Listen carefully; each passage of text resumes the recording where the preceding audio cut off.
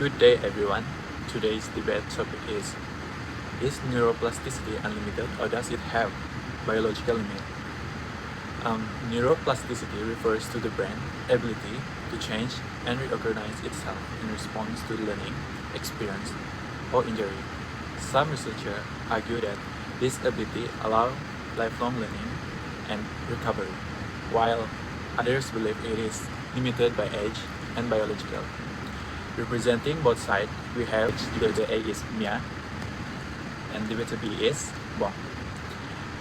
And let's begin. So the first question is, if neuroplasticity allows the brain to change, does that mean that the brain can recover from damage? Neuroplastic can reorganize our brain after injury. For example, we all know that many stroke patients, they recover after the rehabilitation, they can speak or move. So this occurs because our this occurs because the area the undamaged area of our brain can reorganize So self. So this process called cortical reorganization. Recovery is possible, but it's not guaranteed in case of the severe brain damage, and distressed neurons cannot be fully replaced. And neuroplasticity helps the brain compensate, but it cannot fully restore lost tissues. This ensures that the neuroplasticity operates within biological constraints. Therefore, recovery may not always occur. Meaningful improvements still shows that the strong change and benefits itself. yeah, speaking of these cases, it reminds me to Zachary Zurek cases where half of its brain undergo a anatomical aspirectomy, where part of its brain will be removed to treat her disease, which is epilepsy, severe epilepsy, which he experienced since he was a kid.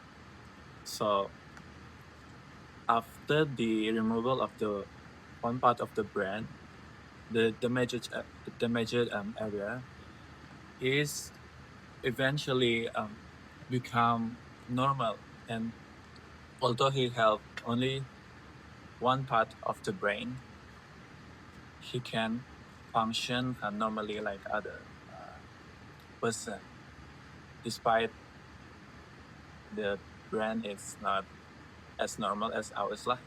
So yeah, I think neuroplasticity is it's like a miracle thing. So I'm curious, is neuroplasticity like can adult learn as effectively as children if neuroplasticity exists throughout life? So what's your guys' opinion regarding this? I think about this topic. Adults are capable of lifelong learning. Many adults can learn new languages, musical instruments, and complex skills. This shows that synaptic reorganization continues across the lifespan. The adult's brain is not fixed but shaped by experience. I think that the learning efficiency still differs. The brain has critical periods in early childhood, whilst learning certain skills is easier. After this period, plasticity will decrease, and adults often need more effort and repetitions, indicating the age-related declines. Slower learning does not mean the learning is experienced. With practice and motivation, adults can still reorganize their neural networks. Yeah, speaking of this, I suddenly remember that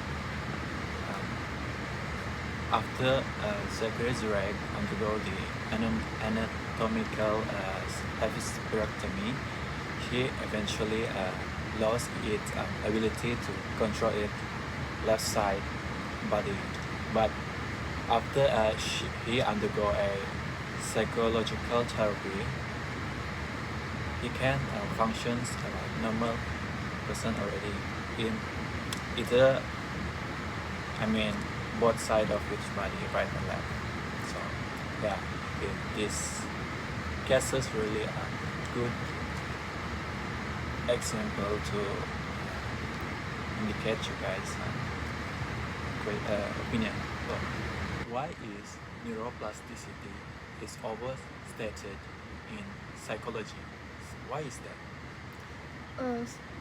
Popular psychologists often suggest that the brains can be completely rewired at any time.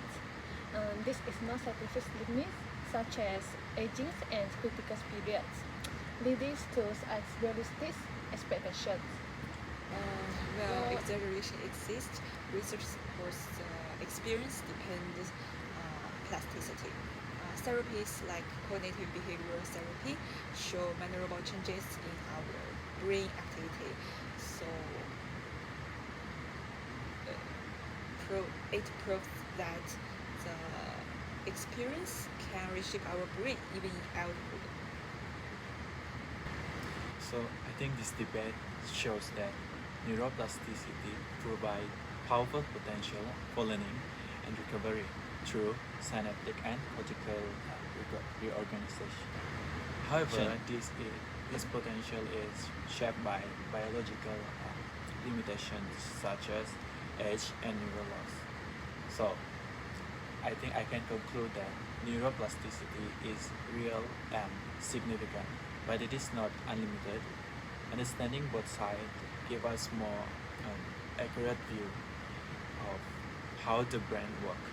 So thank you, Mia and Bongs. So this is the end of our podcast. Thank you for watching. Bye.